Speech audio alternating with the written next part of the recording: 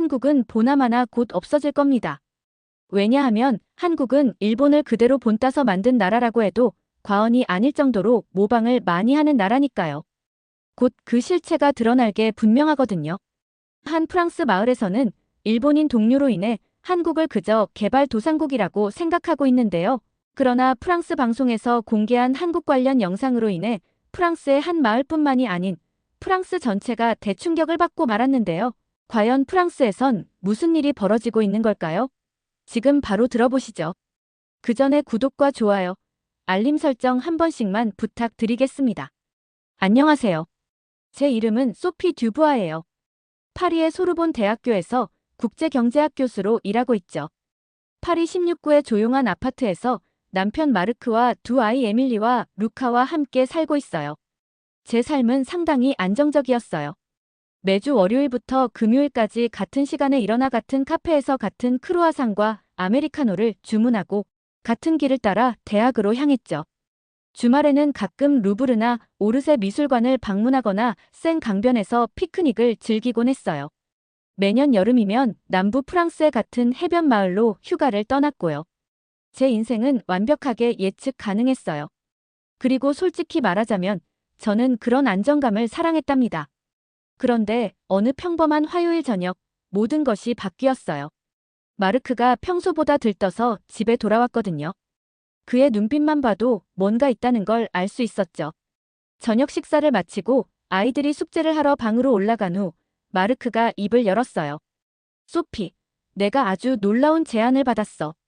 그때만 해도 저는 별 생각 없이 무슨 제안인데? 라고 물었어요. 아마도 다른 프랑스 대학에서 온 교수직 제안이나 새로운 연구 프로젝트 정도라고 생각했거든요. 서울대학교에서 교환교수로 오라는 제안을 받았어. 1년 계약이야. 저는 그 순간 손에 들고 있던 와인 잔을 거의 떨어뜨릴 뻔했어요. 서울, 한국이라고. 마르크는 흥분된 표정으로 고개를 끄덕였어요. 맞아. 서울. 정말 환상적인 기회라고 생각하지 않아? 저는 당황해서 말을 더듬었어요. 하지만 우리는 여기 파리에 있잖아. 우리 집은 여기 있고 내 직장도 아이들 학교도 다 여기 있어. 마르크는 제 반응에 조금 실망한 듯 보였어요. 그는 항상 모험을 즐기는 사람이었죠. 우리가 처음 만났을 때도 그는 아프리카에서 1년간의 연구를 마치고 돌아온 참이었어요. 반면에 저는 파리에서 태어나 자랐고 대학 유학을 제외하면 평생 이 도시를 떠난 적이 없었죠. 소피, 이건 정말 큰 기회야. 서울대는 아시아 최고의 대학 중 하나라고. 그들의 경제학 프로그램은 세계적으로 인정받고 있어. 그리고 한국은 지난 몇십 년 동안 놀라운 경제적 발전을 이룩했어. 내 연구 분야인 국제경제 발전 모델로 완벽한 사례 연구가 될 수 있을 거야. 마르크는 항상 이런 식이었어요. 논리적이고 설득력 있게 말하죠. 하지만 이번에는 저도 만만치 않게 대응했어요. 그래, 한국의 경제 발전이 인상적인 건 알아. 하지만 우리가 굳이 거기 가서 살아야 할 필요는 없잖아. 책이나 논문으로도 충분히 연구할 수 있어. 그리고 아이들은 어떻게 할 건데? 에밀리는 이제 중학교에 들어갔고 루카는 초등학교에서 친구들이랑 잘 지내고 있어. 낯선 나라로 데려가서 모든 걸 다시 시작하게 할 수는 없어. 마르크는 한숨을 쉬었어요. 아이들은 적응력이 뛰어나. 오히려 이런 경험이 그들의 시야를 넓혀줄 거야. 국제적인 환경에서 자라면 미래에 더 많은 기회를 가질 수 있을 거고. 우리는 그날 밤 몇 시간 동안이나 토론했어요.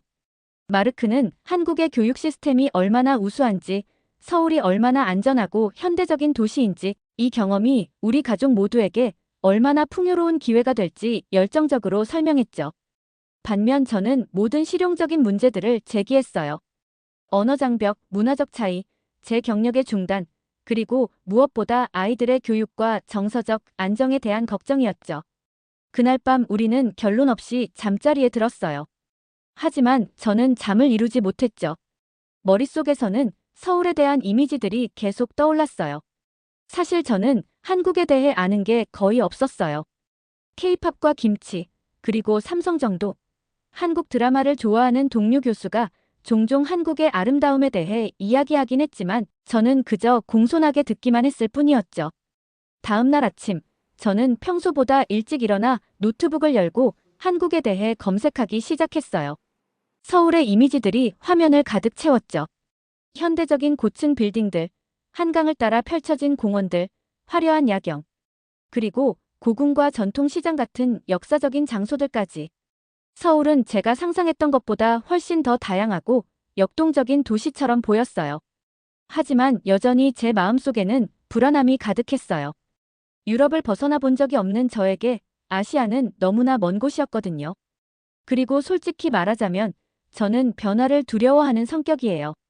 대학에서도 저는 늘 같은 강의실에서 같은 교재로 수업하는 걸 선호했죠. 매년 조금씩 업데이트하긴 하지만 근본적인 변화는 거의 없었어요. 제 연구 분야도 마찬가지였고요. 사무실에 도착했을 때 저는 여전히 혼란스러웠어요. 강의 준비를 하려고 노력했지만 머릿속은 온통 한국 생각뿐이었죠. 결국 저는 동료 교수인 클레어에게 점심을 같이 하자고 제안했어요. 클레어는 제 몇 안 되는 진짜 친구 중 하나였죠. 한국이라고? 와, 정말 멋진 기회네. 클레어는 제가 기대했던 것과는 완전히 다른 반응을 보였어요. 넌 내 편이어야 하는 거 아니야? 내가 가면 안 된다고 말해줘야지. 저는 약간 짜증을 내며 말했어요. 클레어는 웃음을 터뜨렸어요.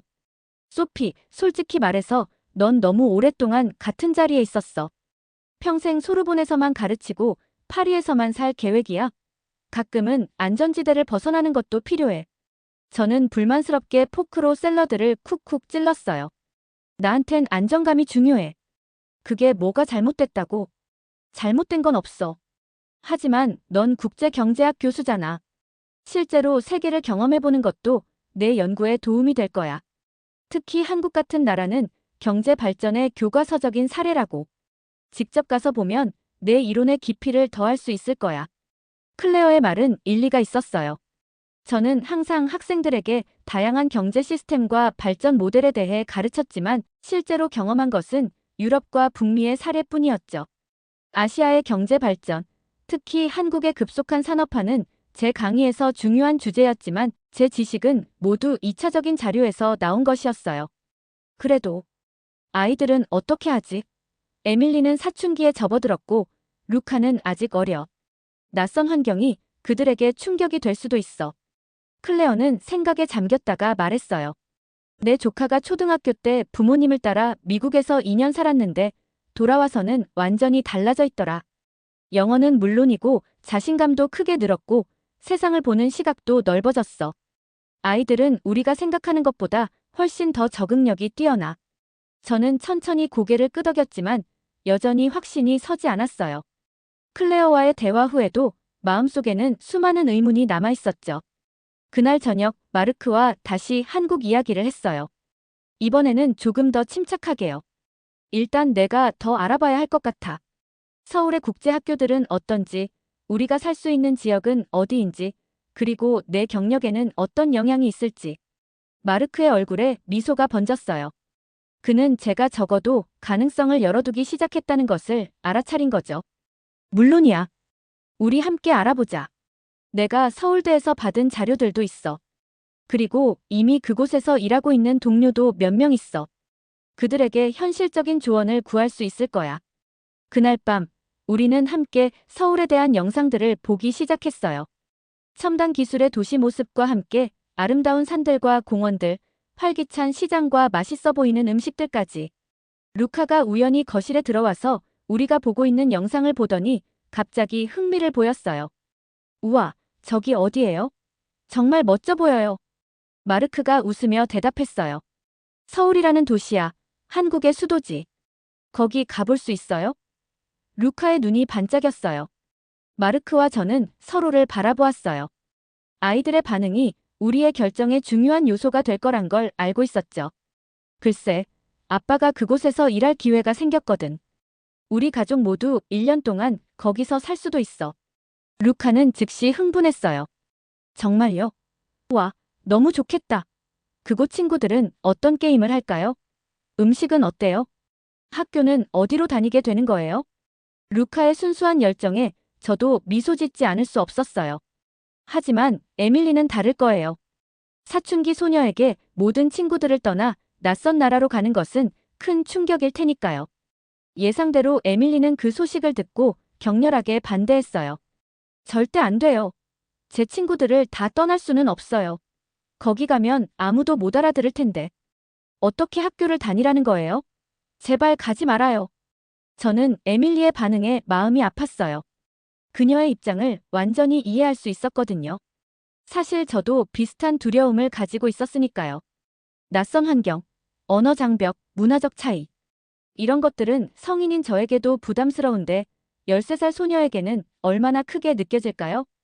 그날 밤, 저는 침대에 누워 천장을 바라보며 생각에 잠겼어요.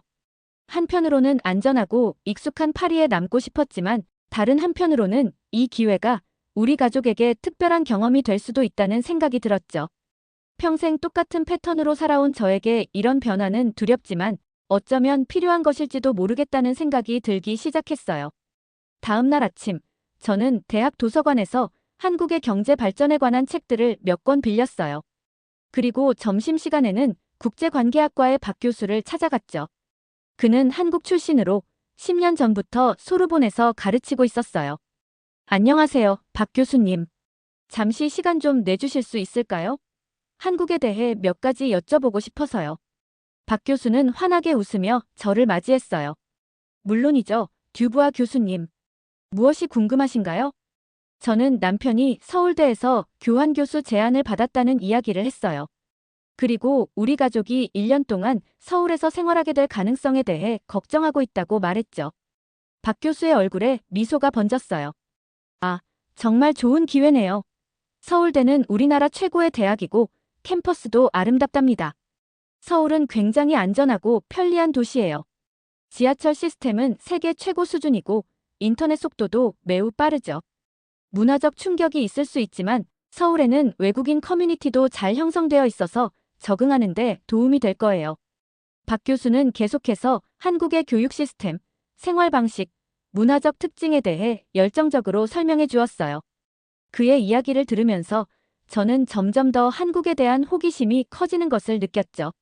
아, 그리고 한국 사람들은 외국인, 특히 교수님 같은 서양인들에게 매우 친절하고 호의적이에요. 영어로 소통할 수 있는 사람들도 많고요.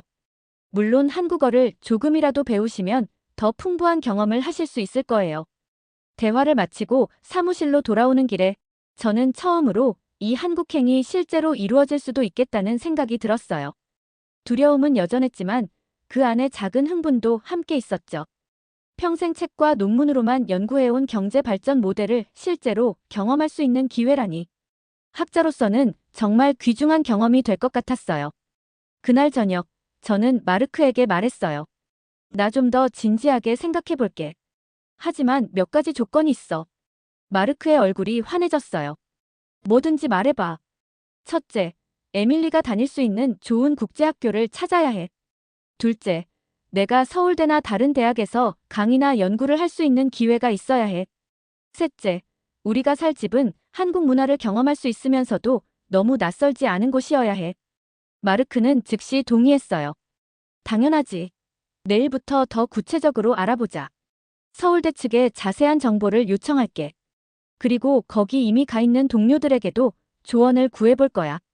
그날 밤, 저는 오랜만에 편안하게 잠들 수 있었어요. 아직 최종 결정을 내린 것은 아니었지만 적어도 가능성을 열어두기 시작했다는 사실이 마음을 가볍게 해준 것 같았죠. 꿈속에서 저는 한강을 따라 걷고 있었고 멀리서 서울의 화려한, 그러면서도 낯선 풍경이 펼쳐져 있었어요. 마르크와의 대화 이후 며칠 동안 저는 한국행에 대한 생각으로 머릿속이 복잡했어요. 대학에서 강의를 하는 동안에도 자꾸 생각이 다른 곳으로 흘러갔죠. 학생들의 질문에 대답하면서도 제 머릿속 한켠에서는 서울에서는 어떤 강의실에서 수업을 하게 될까? 한국 학생들은 어떨까? 그 같은 생각이 맴돌았어요. 점심시간, 저는 교수 식당으로 향했어요. 평소와 달리 혼자 식사를 하고 싶었지만 익숙한 목소리가 제 이름을 불렀죠. 소피 교수, 여기 자리 있어요.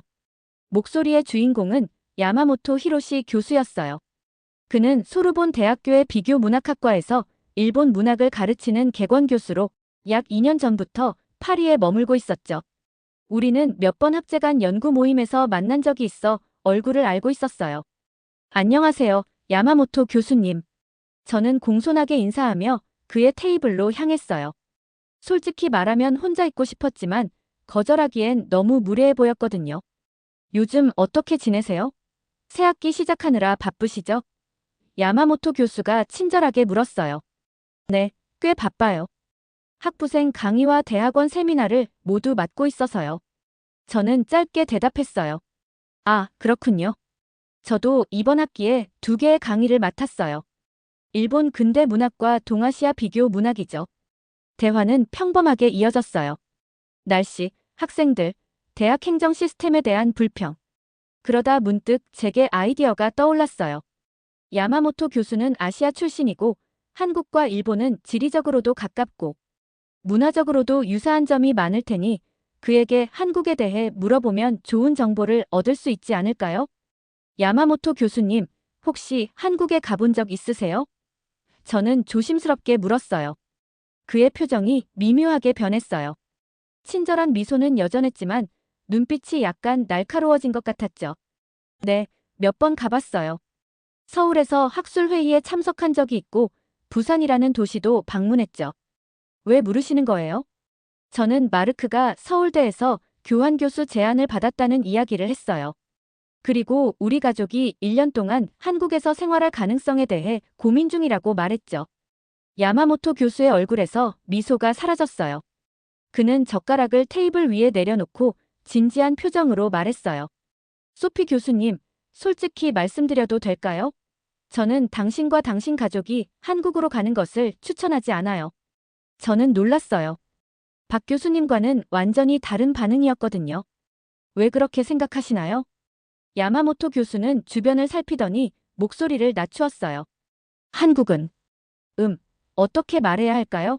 겉으로 보기에는 현대적이고 발전된 것처럼 보이지만 사실 그 역사와 문화적 깊이는 매우 얕아요. 당신도 알다시피 한국은 1945년 이전에는 독립국가로서 거의 존재하지 않았어요. 일본의 식민지였죠. 저는 눈살을 찌푸렸어요. 역사적 사실이긴 했지만 그의 말투에는 뭔가 불편한 것이 있었거든요. 그렇지만 한국은 그 이후로 놀라운 발전을 이룩했잖아요. 지금은 세계 경제 강국 중 하나고요. 야마모토 교수는 손을 흔들며 말했어요. 표면적인 성장일 뿐이에요. 한국의 모든 산업 기반은 사실 일본의 영향을 받아 건설된 거예요. 일본의 기술과 시스템을 베껴서 만든 거죠. 그의 말은 점점 더 노골적으로 변해갔어요. 한국 사람들은 항상 일본보다 더 나아지려고 애쓰지만 그건 마치 한계가 명확한 일이죠. 원래 깊은 역사와 전통이 있는 나라만이 진정한 혁신을 이룰 수 있으니까요. 저는 점점 불편해졌어요. 야마모토 교수가 이렇게 강한 편견을 가지고 있을 줄은 몰랐거든요. 그는 항상 차분하고 지적인 인상이었는데 한국에 대한 이야기가 나오자 완전히 다른 사람이 된 것 같았어요. 특히 철도 기술 같은 부분에서는 일본이 세계적인 선두주자예요. 신칸센을 들어보셨죠? 한국의 KTX는 그저 프랑스와 일본 기술을 혼합한 것에 불과해요. 독자적인 발전이라고 할 수 없죠. 제가 뭐라고 대답하기도 전에 익숙한 목소리가 들렸어요. 그런 말씀은 사실이 아닙니다. 야마모토 교수님. 고개를 돌리니 제 뒤에 마르크가 서 있었어요.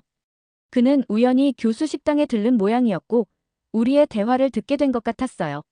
마르크는 우리 테이블로 다가와 의자를 당겨 앉았어요. 안녕하세요, 야마모토 교수님. 죄송하지만 방금 하신 말씀에 동의할 수 없네요. 야마모토 교수의 얼굴이 약간 굳어졌어요. 아, 듀부아 교수님. 반갑습니다. 제가 무슨 말을 잘못했나요? 마르크는 차분하지만 단호한 목소리로 말했어요. 한국이 일본의 기술을 단순히 베꼈다는 주장은 사실이 아닙니다. 한국은 자체적인 혁신과 발전을 통해 오늘날의 기술 강국이 되었어요. 두 사람의 대화는 갑자기 긴장감으로 가득 찼어요. 저는 그저 당황한 채로 두 사람을 번갈아 쳐다보았죠. 마르크가 이렇게 강하게 반박할 줄은 몰랐거든요. 야마모토 교수는 더 이상 친절한 미소를 짓지 않았어요. 듀부아 교수님, 당신은 한국에 대해 얼마나 알고 계신가요? 저는 아시아 출신으로서 한국과 일본의 관계를 더 잘 이해하고 있다고 생각합니다. 마르크는 미소를 지었어요.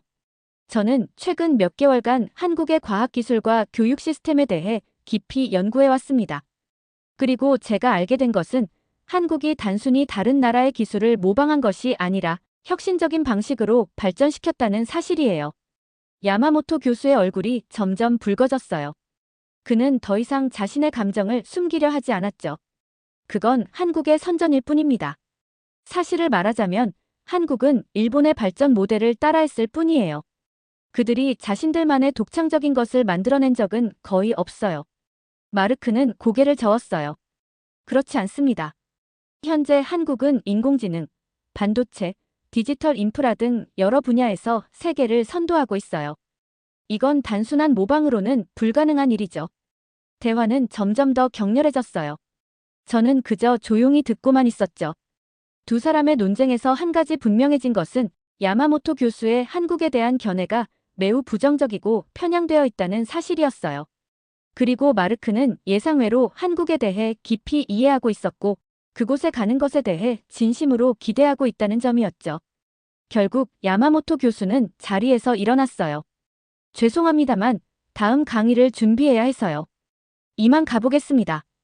그가 떠난 후 저는 마르크를 바라보았어요. 내가 한국에 대해 그렇게 많이 알고 있는 줄 몰랐어. 마르크는 미소를 지었어요. 서울대 제안을 받고 나서 많이 공부했어.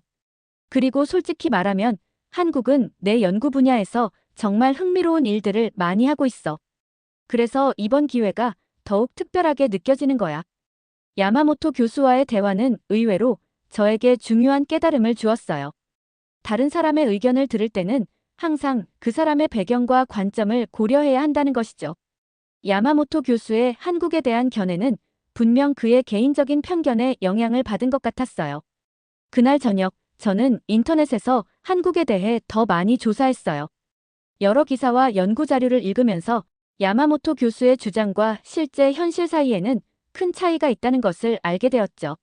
한국은 단순히 다른 나라의 기술을 모방한 것이 아니라 혁신적인 방식으로 발전시켜 많은 분야에서 세계를 선도하고 있었어요. 그리고 저는 드디어 스스로에게 물었어요. 내가 정말로 이런 도전을 받아들일 준비가 되어 있을까? 야마모토 교수와 마르크의 격렬한 논쟁 이후 며칠이 지났어요. 저는 여전히 한국행에 대해 확신이 서지 않았지만 적어도 야마모토 교수의 부정적인 의견을 곧이곧대로 받아들이지는 않기로 했죠. 좀 더 객관적인 정보를 찾아봐야겠다고 생각했어요. 그날은 유난히 바쁜 하루였어요. 아침에는 학부생 강의, 오후에는 대학원 세미나, 그리고 국제학술지에 제출할 논문 마감일까지 다가오고 있었거든요. 저녁 식사 후 아이들이 숙제를 하는 동안 저는 연구실로 돌아가 논문을 마무리하기로 했어요. 대학 캠퍼스는 저녁이 되자 조용해졌어요. 빈 복도를 걸으며 제 발자국 소리만 들리는 그 고요함이 좋았죠. 연구실에 도착해서 컴퓨터를 켜고 논문 작업을 시작했어요. 몇 시간 동안 집중해서 작업하다 보니 어느새 밤 11시가 넘어 있었어요. 피로감이 몰려오는 걸 느끼며 잠시 휴식을 취하기로 했죠. 커피를 한 잔 마시면서 습관적으로 태블릿을 켜고 뉴스를 확인했어요. 그때였어요. 프랑스 공영방송 페이지에서 한 다큐멘터리가 제 눈에 들어왔어요. 제목은 기술혁명의 새로운 리더 한국의 부상이었죠. 저는 호기심에 동영상을 클릭했어요. 프랑스가 한국을 따라하지 않으면 7년 내로 기술 경쟁에서 완전히 뒤처질 것입니다. 다큐멘터리의 첫 문장부터 저는 깜짝 놀랐어요. 프랑스 공영방송에서 이렇게 직설적으로 말한다는 것이 믿기지 않았거든요. 프랑스는 항상 자국의 기술력과 문화적 우수성을 자랑스러워하는 나라인데 다른 나라를 따라해야 한다니. 진행자는 계속해서 설명했어요. 한국이 일본을 어떻게 압도했고 이들이 어떻게 일본이 이익을 취하던 사업들을 전부 다 빼앗아 왔는지를 들여다본다면 우리는 한국은 절대로 만만히 봐서는 안 될 국가라는 것을 여실히 느낄 수 있을 테죠. 다큐멘터리는 철도 기술 분야의 경쟁 상황을 집중적으로 다루었어요. 일본과 프랑스가 전통적으로 이 분야의 강자였다는 사실, 그리고 최근 사우디아라비아의 대규모 고속철도 프로젝트에서 한국이 두 나라를 제치고 수주에 성공했다는 내용이었죠. 저는 완전히 화면에 집중하게 되었어요. 마르크와 야마모토 교수의 논쟁이 떠올랐죠. 야마모토 교수는 한국이 일본의 기술을 모방했을 뿐이라고 주장했는데 이 다큐멘터리에 따르면 현실은 정반대였어요. 한국은 1960년대에 세계 최빈국 중 하나였습니다. 자동차나 기차 같은 복잡한 기술은 말할 것도 없고 기본적인 소비재조차 생산할 수 없던 국가였죠. 그러나 불과 수십 년 만에 한국은 자동차, 반도체, 조선, 심지어 고속철도, 시스템을 포함한 여러 첨단 산업 분야에서 전통적인 기술 강국들을 앞지르는 놀라운 성과를 이루어냈습니다. 다큐멘터리는 한국이 어떻게 이런 급속한 발전을 이룩했는지 분석했어요. 교육에 대한 강한 투자, 혁신을 두려워하지 않는 기업 문화, 그리고 국가적 차원의 장기적 비전이 그 핵심이었죠. 특히 흥미로웠던 것은 한국의 KTX가 어떻게 일본의 신칸센과 프랑스의 TGV보다 기술적으로 우수해졌는지에 대한 부분이었어요. KTX는 속도뿐만 아니라 에너지 효율성, 기후 적응성, 유지보수 비용 등 여러 측면에서 경쟁 우위를 가지고 있다고 했죠. 한국의 KTX는 전 세계 최초로 AI 기반 실시간 진단 시스템을 사용하며 노동력과 지연 시간을 최소화하고 있습니다. 반면 일본의 신칸센은 여전히 수동 검사에 의존하고 있어 상당한 지연이 발생하고 있죠. 저는 국제경제학 교수로서 이런 내용에 큰 흥미를 느꼈어요. 한국의 경제 발전 모델은 제 강의에서 자주 다루는 주제였지만 이렇게 구체적인 사례를 통해 살펴본 적은 없었거든요. 또한 다큐멘터리는 한국의 디지털 인프라와 스마트 시티 기술에 대해서도 다루었어요. 세계에서 가장 빠른 인터넷 속도, 혁신적인 모바일 결제 시스템, 그리고 인공지능을 활용한 도시 관리 시스템 등이 소개되었죠. 서울은 더 이상 미래 도시의 모델이 아닙니다. 서울은 이미 미래 그 자체입니다. 진행자의 이 말에 저는 깊은 생각에 잠겼어요. 제가 알고 있던 한국의 모습과 이 다큐멘터리에서 보여주는 한국은 너무나 달랐어요. 저는 한국을 여전히 개발도상국 정도로 생각하고 있었는데 실제로는 이미 많은 분야에서 프랑스를 앞지른 기술 강국이었던 거죠. 다큐멘터리가 끝나갈 무렵 진행자는 중요한 메시지를 전했어요. 프랑스인들은 이제 현실을 직시해야 합니다. 과거의 성공에 안주하는 동안 우리는 새로운 기술혁명의 주도권을 한국과 같은 국가들에게 넘겨주고 있습니다. 지금부터라도 깨어나지 않으면 프랑스는 철도 기술뿐만 아니라 다른 모든 첨단 기술 분야에서도 뒤처지게 될 것입니다. 다큐멘터리가 끝나고 저는 한동안 움직이지 못했어요. 머릿속에는 여러 생각이 교차했죠. 국제경제학 교수로서 저는 한국의 발전 모델이 얼마나 특별한지 이해하고 있었어요. 하지만 그것을 직접 경험할 수 있는 기회가 눈앞에 있다는 사실이 이제야 실감이 났어요. 연구실을 나와 집으로 돌아가는 길에 저는 계속해서 다큐멘터리의 내용을 곱씹었어요. 이 다큐멘터리가 마르크의 서울대 제안에 대한 제 생각을 완전히 바꿔놓았다는 것을 인정해야 했죠. 저는 이제 한국에 가서 이 놀라운 발전을 직접 경험해보고 싶다는 생각이 들기 시작했어요. 집에 도착했을 때 마르크는 아직 깨어 있었어요. 그는 거실 소파에서 책을 읽고 있었죠. 늦었네. 논문 마감했어? 마르크가 물었어요. 응, 끝냈어. 저는 잠시 망설이다가 말을 이었어요. 근데 마르크, 한국에 대한 다큐멘터리를 봤어. 정말 놀라웠어. 마르크의 얼굴에 미소가 번졌어요. 그는 아마도 제가 마음을 바꾸기 시작했다는 것을 눈치챘나 봐요. 어떤 다큐멘터리였는데? 마르크가 호기심 어린 표정으로 물었어요. 저는 소파에 앉아 방금 본 다큐멘터리에 대해 이야기하기 시작했어요. 한국의 놀라운 기술 발전, 특히 철도 기술 분야에서 프랑스와 일본을 어떻게 앞서고 있는지에 대한 내용이 저를 깊이 감동시켰다고 말했죠. 그래서 사우디아라비아의 철도 프로젝트에 대해서도 나왔어? 마르크가 물었어요. 응, 아주 자세히 다루고 있었어. 사우디의 극한 환경에서 어떻게 한국의 기술이 일본이나 프랑스보다 더 효과적인지 설명하더라고. 다음 날 아침, 저는 평소보다 일찍 일어나 노트북을 켰어요. 학술 데이터베이스에 접속해서 한국의 기술 혁신에 관한 연구 논문들을 찾아보기 시작했죠.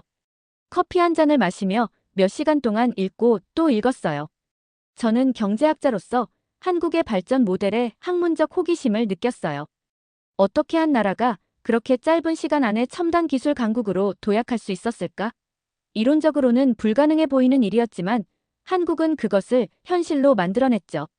특히 인상 깊었던 것은 한국이 사우디아라비아의 고속철도 프로젝트를 따낸 이유였어요. 다큐멘터리에 따르면 한국은 사우디의 극한 기후와 지형에 특화된 맞춤형 기술을 제안했다고 해요. 사우디아라비아는 여름 기온이 50도 이상인 극한의 고온과 모래 폭풍이라는 환경적 도전을 가지고 있었어요. 저는 마르크에게 설명했어요. 한국은 이런 환경에서도 완벽하게 작동하는 시스템을 개발했대요. 내열 합금 트랙, AI 기반 모래 감지 및 제거 시스템, 스마트 냉각 기술 같은 것들이요. 마르크는 고개를 끄덕였어요. 맞아. 그게 바로 한국의 강점이야. 그들은 단순히 기존 기술을 복제하는 게 아니라 혁신적인 방식으로 발전시키고 맞춤화하지. 저는 밤새 조사한 자료를 정리하며 생각에 잠겼어요. 야마모토 교수의 주장과는 달리 한국은 단순한 모방국이 아니었어요. 오히려 기존 기술을 기반으로 더 발전된 솔루션을 만들어내는 혁신적인 국가였죠. 또한 한국의 성공은 단순히 기술적인 측면뿐만 아니라 교육 시스템, 기업 문화, 정부 정책 등 다양한 요소들이 복합적으로 작용한 결과였어요. 경제학자로서 이런 종합적인 발전 모델을 직접 경험해 볼 수 있다는 것은 굉장히 매력적인 기회였죠. 소피, 넌 학자잖아. 한국에서의 경험은 내 연구에 새로운 시각을 줄 수 있을 거야. 마르크가 말했어요. 저는 고개를 끄덕였어요. 마르크의 말이 맞았어요. 제가 강의하는 발전 경제학은 실제 사례 연구를 통해 더욱 풍부해질 수 있었죠. 그리고 한국은 그 완벽한 사례였어요. 더 나아가 한국의 교육 시스템에 대해 알게 된 것도 중요했어요. 다큐멘터리에 따르면 한국은 세계에서 가장 높은 교육열을 가진 국가 중 하나였고 학생들의 학업 성취도도 최상위권이었죠. 에밀리와 루카에게도 좋은 경험이 될 거야. 저는 조심스럽게 말했어요. 처음으로 아이들에게 한국행이 긍정적일 수 있다고 인정한 순간이었죠. 마르크의 얼굴에 미소가 번졌어요. 그럼 정말로 고려해 볼 거야?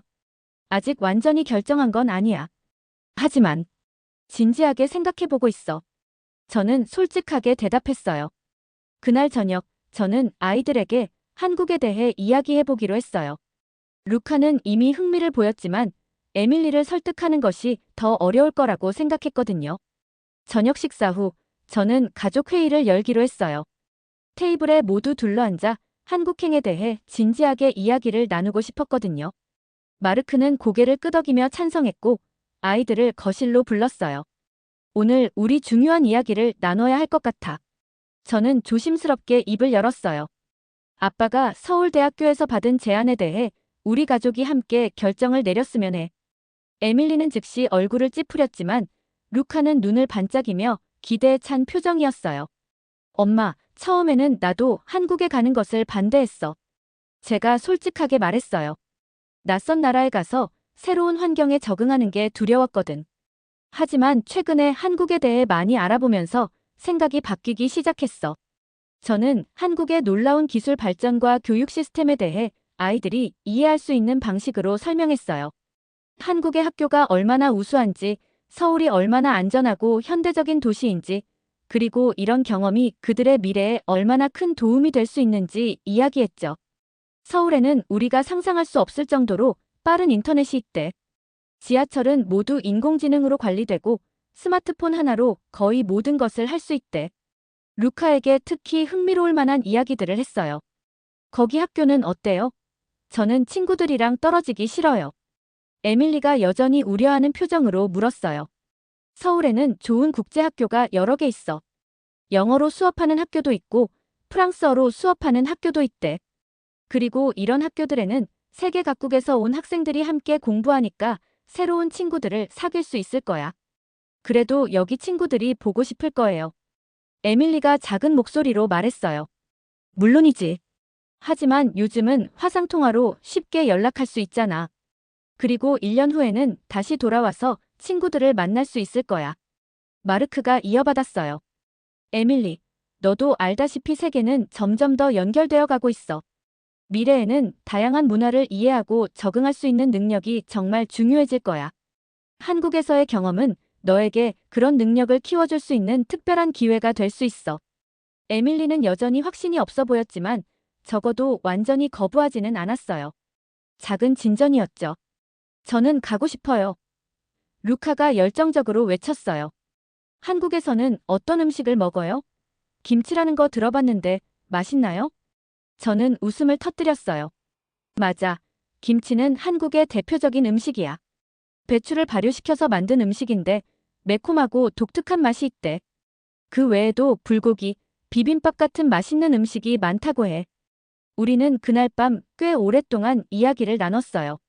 한국에서의 생활, 학교, 음식, 문화, 모든 것에 대해서요. 에밀리는 여전히 망설이고 있었지만 적어도 대화에 참여하기 시작했어요. 다음 날, 저는 결정적인 조치를 취하기로 했어요. 서울에 있는 국제학교들에 대한 정보를 찾아보기 시작했죠. 그리고 서울대학교의 경제학과에도 연락해서 제가 방문학자로서 연구나 강의를 할 수 있는 기회가 있는지 문의했어요. 답장은 놀라울 정도로 빨리 왔어요. 서울대학교 경제학과에서는 제 방문을 환영한다는 메시지와 함께 발전 경제학 세미나를 한 학기 동안 공동으로 진행할 수 있는 기회를 제안해 주었어요. 저에게는 완벽한 제안이었죠. 그날 저녁, 저는 마르크에게 좋은 소식을 전했어요. 서울대에서 연락이 왔어. 내가 그곳에서 세미나를 진행할 수 있대. 마르크의 얼굴에 미소가 번졌어요. 정말? 그거 정말 좋은 소식이네. 그럼 이제 결심했어? 저는 깊게 숨을 들이쉬었어요. 응, 가기로 했어. 1년 동안 한국에서 지내보는 게 우리 가족 모두에게 좋은 경험이 될 것 같아. 그 순간 저는 이상하게도 제 안에서 무거운 짐이 내려가는 듯한 느낌을 받았어요. 변화에 대한 두려움이 여전히 있었지만 그것보다 더 큰 기대감과 호기심이 생겨나고 있었죠. 국제경제학 교수로서 저는 늘 세계화와 문화 간 교류의 중요성을 가르쳐왔어요. 하지만 정작 제 자신은 안전한 파리의 테두리 안에만 머물러 있었죠. 이제는 제가 직접 실천할 때가 된 것 같았어요. 주말에 우리는 한국 음식을 맛보기로 했어요. 파리에 있는 한국 식당을 찾아가서 비빔밥, 불고기, 그리고 물론 김치도 시도해봤죠. 에밀리는 처음에는 망설였지만 불고기의 달콤한 맛에 생각보다 좋아했어요. 루카는 모든 것을 열정적으로 먹었고 특히 떡볶이라는 매콤한 떡 요리를 좋아했죠. 엄마, 한국어 배울 수 있을까요? 식사를 마치고 집으로 돌아오는 길에 루카가 물었어요. 물론이지. 우리 모두 기본적인 한국어는 배워두는 게 좋을 것 같아. 안녕하세요. 감사합니다. 같은 인사말부터 시작하자. 에밀리도 조금씩 마음을 열기 시작했어요. 그날 밤, 그녀는 제 방에 찾아와 조용히 물었어요. 엄마, 서울에 있는 국제학교에 대해 더 알아봤어요? 응, 몇 군데 좋은 학교를 찾았어. 내일 함께 살펴볼래? 그렇게 우리의 한국행 준비는 본격적으로 시작되었어요. 서울에서 살 집을 알아보고 아이들의 학교를 선택하고 필요한 서류들을 준비하는 과정은 분주했지만 동시에 설레는 일이었죠. 저는 연구실 책상 위에 서울의 사진을 붙여놓았어요. 한강을 따라 펼쳐진 도시의 화려한 야경이 담긴 사진이었죠. 그 사진을 볼 때마다 저는 우리 가족이 곧 새로운 모험을 시작할 거라는 사실에 가슴이 뛰었어요. 변화는 두렵지만 때로는 그 두려움을 넘어서야만 진정한 성장이 있다는 것을 저는 이제 알게 되었어요. 한국에서의 1년이 우리 가족에게 어떤 경험이 될지 저는 점점 더 기대하게 되었답니다. 지금까지의 사연 어떻게 들으셨나요? 재밌게 들으셨다면 댓글 한 번씩 남겨주세요. 다음에 더 재밌는 사연으로 돌아오겠습니다. 구독과 좋아요 한 번씩 부탁드릴게요. 감사합니다.